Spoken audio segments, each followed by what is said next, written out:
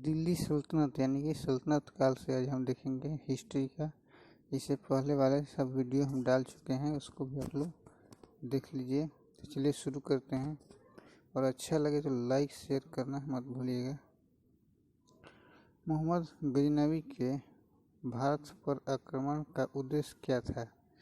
तो मध्य एशिया में एक बड़े साम्राज्य की स्थापना के लिए धन प्राप्त करना था। मोहम्मद गजनवी के जो कि भारत पर आक्रमण किया था, उसका उद्देश्य यही था।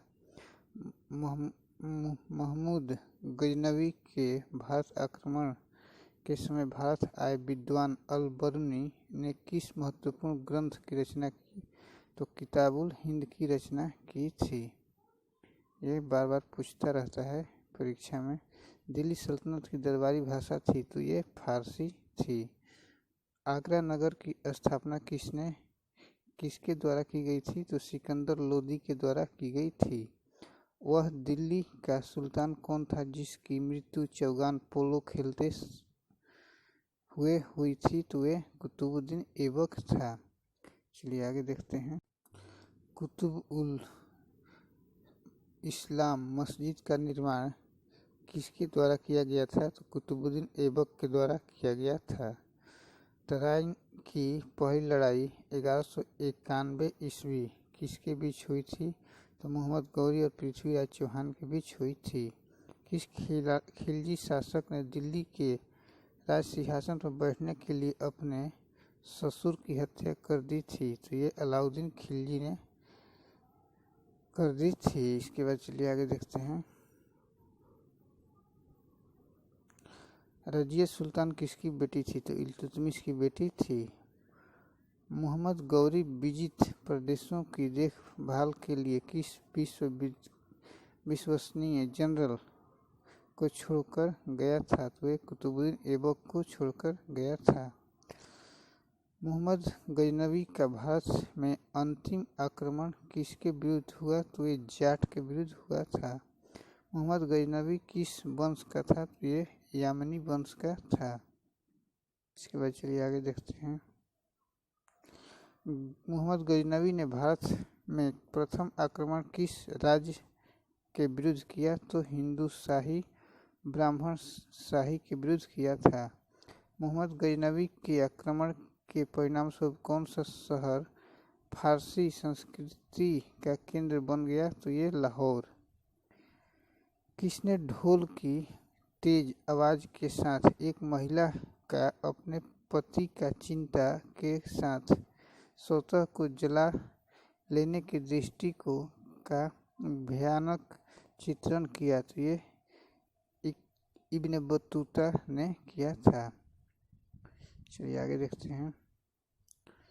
भारत में मुस्लिम राज्य का संस्थापक माना जाता है, तो मोहम्मद गौरी को माना जाता है। किसने इक्तदारी प्रथा चलाई? तो ये इल्तुतमिश ने चलाई। लाख बख्श के नाम से जाना जाने वाला भारतीय शासक कौन था? तो कुतुबुद्दीन ऐबक था। 13वीं सदी में सेना का सर्वोच्च अधिकारी होता था, तो ये खान होता था।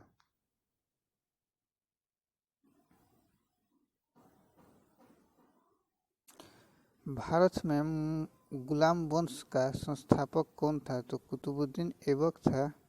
कुतुब मीनार के कार्य को किसने पूरा किया था? तो ये इल्तुतमिश ने किया था। दिल्ली का पहला तुगलक सुल्तान कौन था? तो ये गयासुद्दीन तुगलक था। पंजाब के हिंदू शाही राजवंश को किसने स्थापित किया? तो ये कलर ने स्थापित किया। वह रोमन सम्राट अगस्टस की भांति सावधान था कि वह दूसरों की तरह शक्तिशाली न लगे और वह दूसरों के स्तर से अधिक न लगे। यह संदर्भ किसका है? तो ये बहलोल लोदी का है। इसके बाद चलिए आगे देखते हैं। अलबर्नी किसके शासनकाल में इतिहासकार था? तो मोहम्मद गजनवी का था। किसके शासनकाल में सबसे अधिक मंगोल आक्रमण हुए? तो अलाउद्दीन खिलजी के। तराइन के द्वितीय युद्ध में किसको पराजित किया? तो मोहम्मद गौरी ने पृथ्वीराज को पराजित किया था। इसके बाद चलिए आगे देखते हैं। सन 1329 और 1330 के बीच किसने तांबे के सिक्के के रूप में प्रमाण स्वरूप मुद्रा, सांकेतिक मुद्रा, टोकन करेंसी प्रचलित की? तो ये मोहम्मद बिन तुगलक ने की थी। दिल्ली के किस सुल्तान को इतिहासकारों ने विरोधों का मिश्रण बताया है? तो ये मोहम्मद बिन तुगलक को बताया है। लोदी वंश का अंतिम शासक कौन था? तो इब्राहिम लोदी था। इनाम भूमि को किससे दिया जाता था? तो ये विद्वान और धार्मिक व्यक्ति को दिया जाता था। यात्री इब्न बतूता कहाँ से आया था? ये मोरक्को से आया था। उत्तर भारत की प्रथम मुस्लिम महिला शासक, दिल्ली पर राज करने वाली प्रथम महिला शासक थी। तो ये रजिया सुल्तान थी। दिल्ली के प्रथम सुल्तान कौन थे जिन्होंने दक्षिण भारत को पराजित करने का प्रयास किया? तो ये अलाउद्दीन खिलजी थे। भारत पर प्रथम तुर्क आक्रमण किसने करने वाला था? तो ये मोहम्मद गजनवी था। अलाई दरवाज़ा किसका मुख्य द्वार था? तो कुतुब मीनार का द्वार था।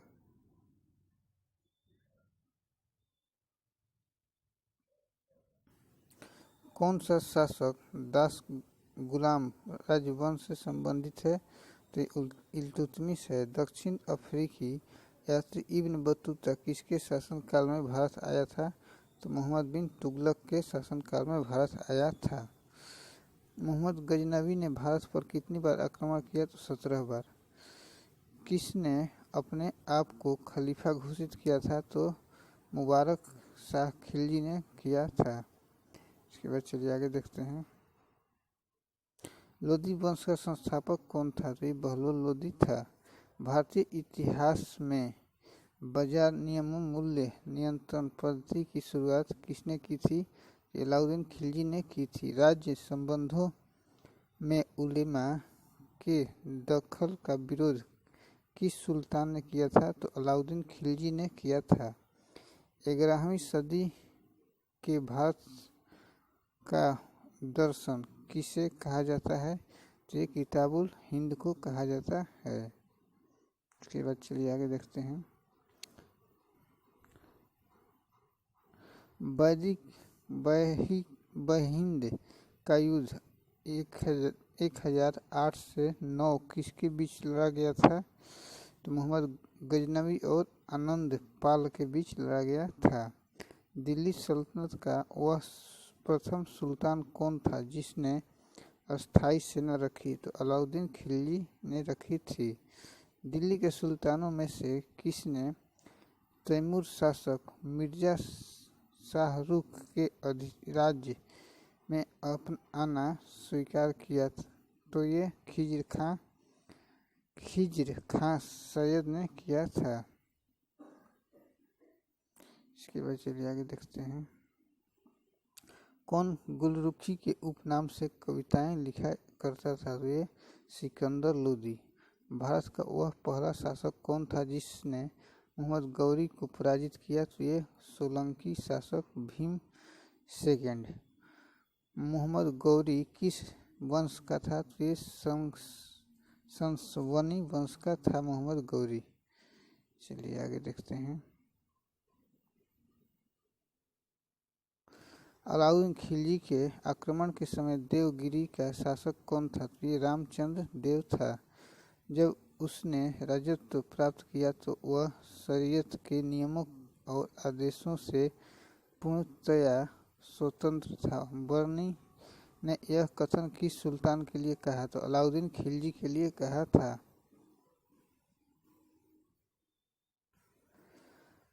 सल्तनत काल में भू राजस्व का सर्वोत्तम ग्रामीण अधिकारी था? तो ये चौधरी था। तैमूर के आक्रमण के बाद भारत में किस वंश का राज स्थापित हुआ? तो ये सैयद वंश का स्थापित हुआ। किस सुल्तान के दरबार में सबसे अधिक गुलाम थे? तो फिरोज शाह तुगलक के शासनकाल में थे। किस सुल्तान ने बेरोजगारों को रोजगार दिया? तो ये फिरोज शाह तुगलक ने दिया। किस सुल्तान ने फलों की गुणवत्ता सुधारने के लिए उपाय किए? तो ये फिरोज शाह तुगलक ने किया था। नालंदा विश्वविद्यालय के विनाश का कारण है? तो बख्तियार खिलजी का आक्रमण। तबकात-ए-नासिरी का लेखक कौन था? तो ये मिन्हाज उस सिराज था। अलाई दरवाजा का निर्माण किस सुल्तान ने करवाया? तो ये अलाउद्दीन खिलजी ने करवाया था। कुतुबुद्दीन ऐबक की राजधानी थी तो लाहौर। अलाउद्दीन खिलजी के प्रसिद्ध सेनापतियों में किसकी मंगोलों के विरुद्ध लड़ते हुए मृत्यु हुई? तो जफर खां की हुई थी। तौल की सबसे छोटी इकाई कौन है? तो ये रत्ती है। रत्ती का संस्कृत।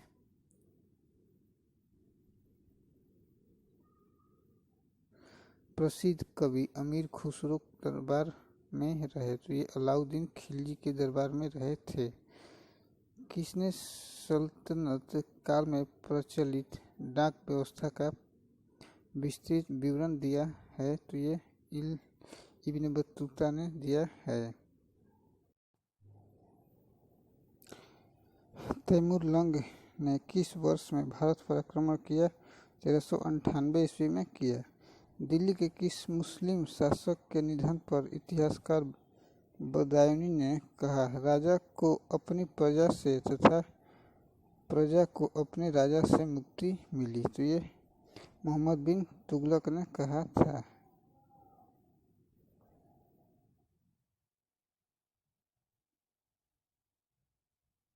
दिल्ली के सुल्तान बलबन का पूरा नाम क्या था?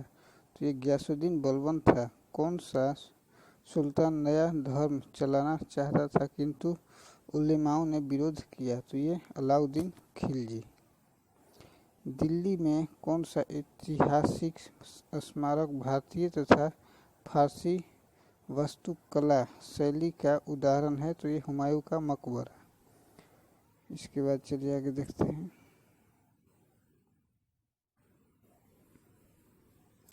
दिल्ली का सुल्तान जो दान दक्षिणा के बारे में काफ़ी ध्यान रखता था और इसके लिए एक विभाग दीवान-ए-खैरात दान विभाग स्थापित किया, वह था फिरोज तुगलक था। किस संगीत वाद्य को हिंदू मुस्लिम गान वाद्यों का सबसे श्रेष्ठ मिश्रण माना गया है? तो ये सितार को माना गया है।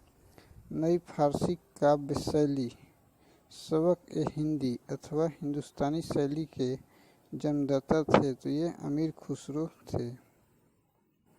इसके बाद चलिए आगे देखते हैं।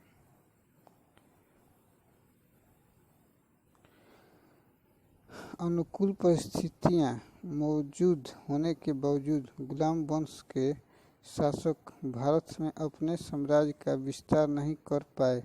इसका मुख्य कारण क्या था? तो मंगोल आक्रमण का भय।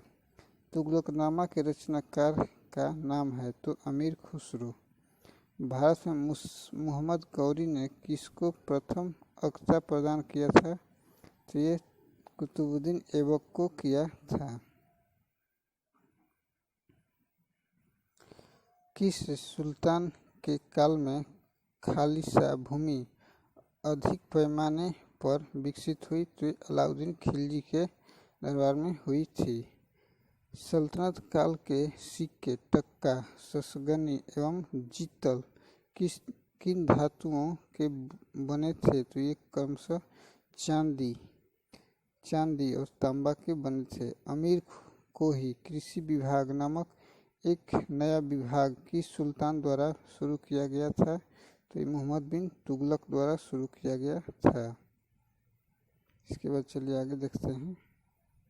अमीर खुसरो ने किसके विकास में अग्रगामी की भूमिका निभाई? तो ये खड़ी बोली। तैमूर लंग ने किसके शासन काल में भारत पर आक्रमण किया? तो नासिरुद्दीन मोहम्मद तुगलक। भारत में पोलो खेल का प्रचलन किया? तो ये तुर्कों ने किया था। किसने एक तरफ संस्कृत मुद्रा लेख के साथ चांदी के सिक्के निर्गत किए? तो ये मोहम्मद गजनवी ने किए थे। अलाउद्दीन खिलजी के सेनाध्यक्षों में से कौन तुगलक वंश का प्रथम सुल्तान बना? तो ये गाजी मलिक बने थे। जवाबी थे तो ये राज्य कानून किस राजवंश के अंतर्गत विजारत का चरमोत्कर्ष हुआ? तो ये तुगलक। 2.5 दिन का झोपड़ा मस्जिद अजमेर का निर्माण किसने करवाया था? तो ये कुतुबुद्दीन ऐबक ने करवाया था। कौन अपने को ईश्वर का अभिशाप कहता था? तो ये चंगेज खां कहता था। इसके बाद चलिए आगे देखते हैं।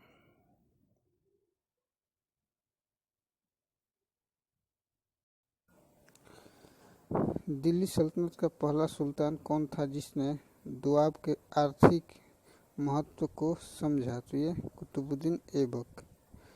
दिल्ली सल्तनत के तुगलक राजवंश का अंतिम शासक कौन था? तो ये नासिरुद्दीन मोहम्मद था। सल्तनत काल में फवाजिद का अर्थ था इक़्तिदारों द्वारा सरकारी खजाने में जमा की जाने वाली अधिशेष राशि। चलिए इसके बाद देखते हैं। दिल्ली का सुल्तान जो भारत में नहरों के सबसे बड़े जाल का निर्माण करने के लिए प्रसिद्ध है वह था फिरोज शाह तुगलक। चंगेज खां के अधीन मंगोलों ने किसके शासन काल में भारत पर आक्रमण किया? तो ये इल्तुतमिश। अपनी शक्ति को समेकित करने के बाद बलबन ने भव्य उपाधि धारण की तो ताए हिंद की उपाधि धारण की थी। इसके बाद चलिए आगे देखते हैं। कौन से सुल्तान की मृत्यु अफगानपुर तुगलकाबाद में लकड़ी से बने स्वागत भवन के गिरने से हुई? तो गियासुद्दीन तुगलक की हुई थी। नहर निर्माण कराने वाला दिल्ली का प्रथम सुल्तान था तो ये गियासुद्दीन तुगलक था। लोदी वंश का सर्वाधिक शक्तिशाली सुल्तान था तो ये सिकंदर लोदी था। किसने भूमि मापने का पैमाना गज ए सिकंदरी का प्रचलन किया? तो ये सिकंदर लोदी ने किया था। चलिए आगे देखते हैं। किस मुस्लिम शासक के सिक्कों पर देवी लक्ष्मी की आकृति बनी है? तो मोहम्मद गौरी के बनी है। रजिया बेगम को सत्ताच्युत करने में किसका हाथ था? तुर्कों का हाथ था। किस सुल्तान ने अपनी आत्मकथा फतुहात ए फिरोज शाही लिखी? तो ये फिरोज तुगलक ने लिखी थी। दिल्ली के किस सुल्तान ने ब्राह्मणों पर भी जजिया कर लगाया? तो ये फिरोज शाह तुगलक ने लगाया था। ग्वालियर विजय के बाद इल्तुतमिश ने सिक्कों पर किसका नाम अंकित कराया? तो ये पुत्री रजिया का कराया था। नासिरुद्दीन मोहम्मद के शासन में मुख्य काजी के पद पर कौन था? तो ये मिन्हाजुद्दीन सिराज था। बलबन का वास्तविक नाम क्या था? तो ये बहाउद्दीन था। चलिए आगे देखते हैं।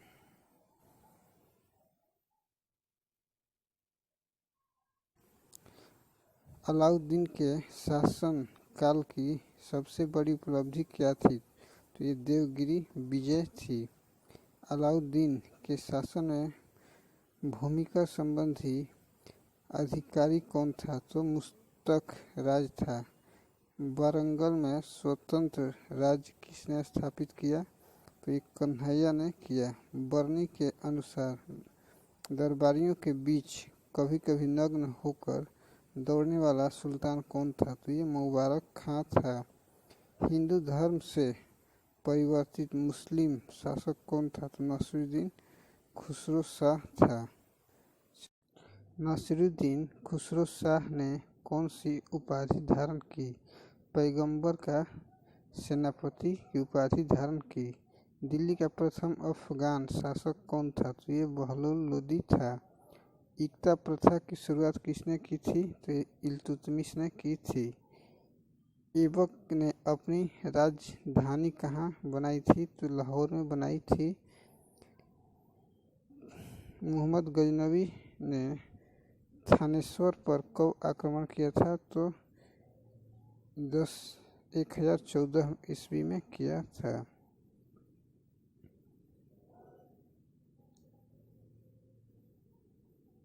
मोहम्मद गौरी द्वारा चलाए सिक्के को क्या कहा जाता है? तो देहली वाला सिक्का। सुल्तान का पद सामान्यतः कैसा था? तो ये पैतृक था। सल्तनत काल में प्रभावशाली पद किसके अधीन होते थे? तो अमीरों के अधीन होते थे। प्रांतों को अन्य किस नाम से जाना जाता था? तो इक्ता के नाम से जाना जाता था।